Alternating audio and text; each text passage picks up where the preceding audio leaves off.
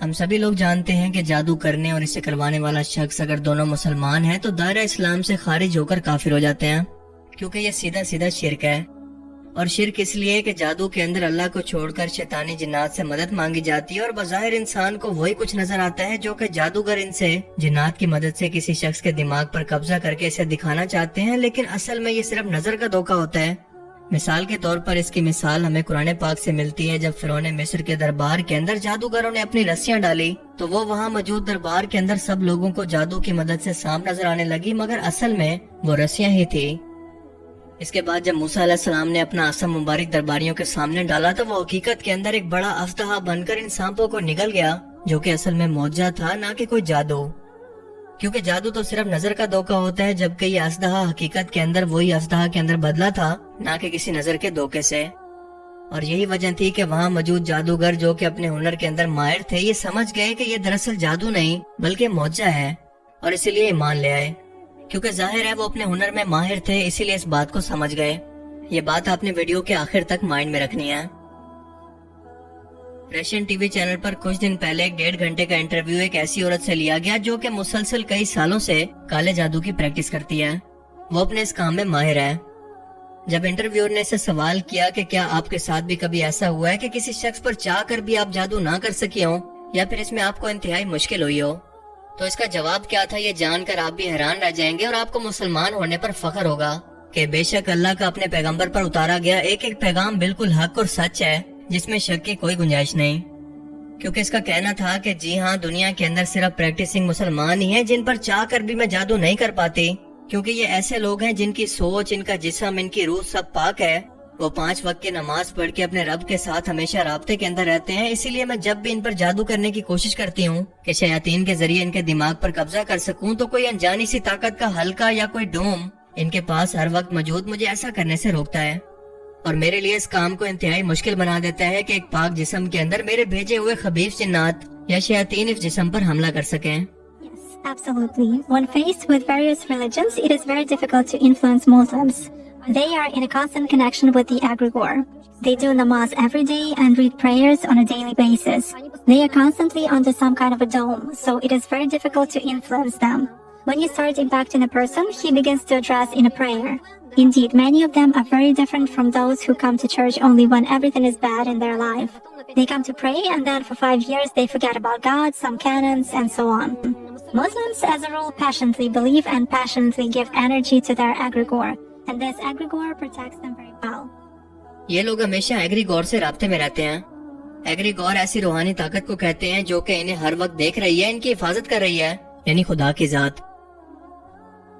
اس کا مزید کہنا تھا کہ کیونکہ مسلمان لگاتار اپنے خدا سے رابطے میں رہتے ہیں تو مجھے وقت ہی نہیں مل پاتا کہ انہیں کسی گناہ کے اندر الجھا سکوں۔ یہ لوگ ان لوگوں سے بالکل مختلف ہیں جو کہ ہفتے میں ایک بار چرچ آ کر اگلے 5 سال بعد دوبارہ وہاں پر چکر لگاتے ہیں، کیونکہ مسلمان ہر وقت اپنی دعا کی صورت میں ایک انرجی اپنے رب کے پاس پہنچاتے رہتے ہیں، اور بدلے میں ان کا خدا نہ صرف ان کی دعاؤں کو سنتا ہے بلکہ ان کی حفاظت بھی کرتا ہے اور ان کی دعاؤں کا جواب بھی دیتا ہے۔ اسی لیے ان کے دماغوں پر قبضہ کرنا انتہائی مشکل ہے۔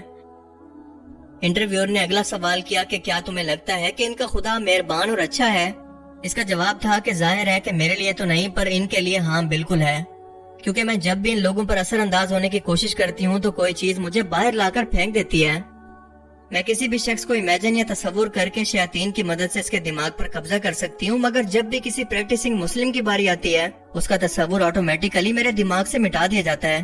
میں نہیں جانتی کہ کیسے، اور یہ بات ثابت کرتی ہے کہ وہ شخص کسی کی حفاظت میں ہے۔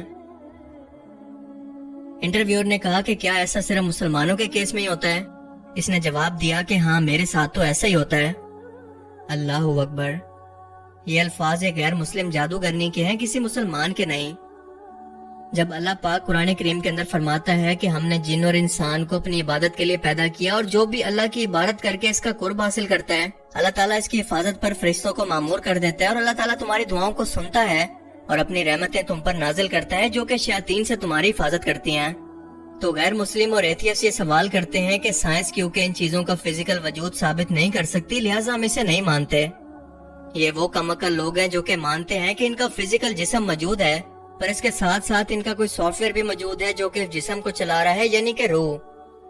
ये मानते हैं कि इनका दिमाग तो मौजूद है, पर इसके साथ साथ इस दिमाग के अंदर सोच भी मौजूद है, इसे हम देख नहीं सकते।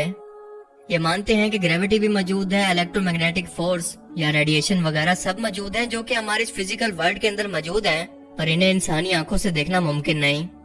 ये मानते हैं कि इंसान के अंदर गुस्सा, जेलसी, खुशी, ये सब फीलिंग्स मौजूद हैं जिन्हें देखना मुमकिन नहीं और ना ही साबित करना मुमकिन है। लेकिन फिर भी इन सब अनदेखी चीजों पर यकीन रखते हैं। सिर्फ यकीन नहीं करते तो सिर्फ उन बातों पर जो कि कुरान में या इस्लामी तालीमात के अंदर बयान की गई हैं। इससे बड़ी मुनाफकत भला क्या हो सकती है, क्योंकि अगर इनका स्टैंडर्ड एक ही है तो इन सब ना नजर आने वाली चीजों का फिजिकल वजूद पहले साबित करें और उसके बाद उस पर यकीन रखें। अल्लाह ने इस दुनिया के अंदर कुछ मेटाफिजिकल कानून ऐसे रखे हैं जिन्हें ना इंसानी आंखें देख सकती हैं और ना ही इंसानी दिमाग समझ सकते हैं। अपनी फील्ड में माहिर शख्स ही अपने प्रोफेशन के बारे में हकीकत बयान कर सकता है, तो क्या इस रशियन जादूगरनी का इंटरव्यू ये साबित करने के लिए काफी नहीं कि नमाज दिन में 5 मरतबा क्यों फर्ज की गई? क्या इसलिए नहीं कि इंसान अपने खालिक के मजीद करीब हो सके, और ये नमाज इंसान को बेहयाई, बुराई से रोके और शैतानों से जो कि गुनाहों के लिए इंसानों के दिलों में वसवसे डालते हैं, इनसे बचा कर रखे। अब सवाल ये भी है कि अगर अल्लाह चाहता तो बिना किसी नमाज के भी अपने मानने वाले बंदों को इन शैतानों से बचा सकता था, तो फिर नमाज क्यों फर्ज की गई? तो इसका जवाब हमें सूरह हिज्र की आयत 39 के अंदर मिलता है कि जब शैतान ने अल्लाह को चैलेंज किया और इसने कहा कि परवरदिगार, जैसा तूने मुझे रास्ते से अलग किया है, मैं भी जमीन के लोगों के लिए गुनाहों को इनकी नजरों में आरास्ता करके दिखाऊंगा और इन सबको बहकाऊंगा, लेकिन इनमें जो तेरे मुखलिस बंदे हैं इन पर काबू पाना मेरे लिए इंतहाई मुश्किल है। क्या ये कुरान के वही अल्फाज नहीं जो कि ये जादूगरनी अपने इंटरव्यू में दोहरा रही है? इसके बाद अल्लाह पाक मजीद फरमाता है कि मुझ तक पहुंचने का यही सीधा रास्ता है। जो मेरे मुखलिस नेक बंदे हैं इन पर तुझे कोई इख्तियार नहीं कि तू इनको गुनाहों में डाल सके। हाँ, मगर गुमराहों में से लोग तेरे पीछे चल पड़ेंगे और इन सब के वादे की जगह जहन्नुम है। यानी शैतान का ये वादा था कि वो इंसानों को क़यामत तक अपनी शैतानी फौज से बहकाएगा और इसके बहकावे में वही शख्स आएगा जो कि नापाकी, बेहयाई और गुनाहों में डूबा रहेगा, फिर चाहे वो मुसलमान ही क्यों ना हो। क्योंकि इस जादूगरनी ने भी बिल्कुल यही अल्फाज इस्तेमाल किए कि प्रैक्टिसिंग मुस्लिम, यानी नाम के नहीं बल्कि दीन पर अमल करने वाले मुसलमान इससे बचे रहते हैं। कुरान करीम में एक बार नहीं बल्कि इसी से मिलते जुलते अल्फाज सूरह अल अराफ की आयत 14 के अंदर कुछ इस तरह से बयान होते हैं कि इसने यानी शैतान ने अल्लाह से कहा कि मुझे उस दिन तक की मोहलत अता फरमा जिस दिन लोग कब्रों से उठाए जाएंगे, यानी क़यामत तक। अल्लाह ने फरमाया कि अच्छा जा, तुझको मोहलत दी। फिर शैतान ने कहा कि तूने तो मुझे मालूम किया है, मैं तेरे सीधे रास्ते पर इन लोगों को भी गुमराह करने के लिए बैठूंगा, फिर इनके आगे से, पीछे से, दाईं तरफ से और बाईं तरफ से, यानी चारों तरफ से इन पर हमला करता रहूंगा और तू इनमें से ज्यादातर को शुक्रगुजार नहीं पाएगा, यानी ज्यादातर लोग गुमराह हो जाएंगे। इससे ज्यादा आसान अल्फाज के अंदर और खोल खोल कर अल्लाह की जात इंसानों को वार्निंग देकर और भला कैसे समझाए?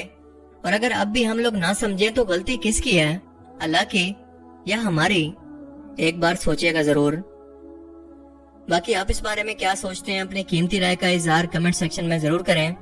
और अब मैं मिलूंगा आपसे एक ऐसी ही नई इंटरेस्टिंग वीडियो में। तब तक के लिए अपना बहुत सा ख्याल रखिएगा।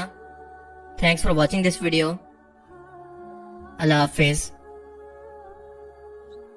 Is this some kind of a good egregore? Well, for them, yes. This egregore is good for adepts who contribute good energy to it. How do you sense it? For instance, you have found an energy trace of such person. What's next? Do you try to drag him somehow to visualize this threat and you fail? Or how do you do that? It disappears. I cannot get a grip on it. I focus on it, but something immediately knocks me out of the flow. Just like that. Or I visualize a person in front of me clearly and can affect him even at a mental level, but some image is not created in my mind at all. I even look at a photo, reproduce an image, but it vanishes from my mind. Thus, I can clearly see that a person is covered with something.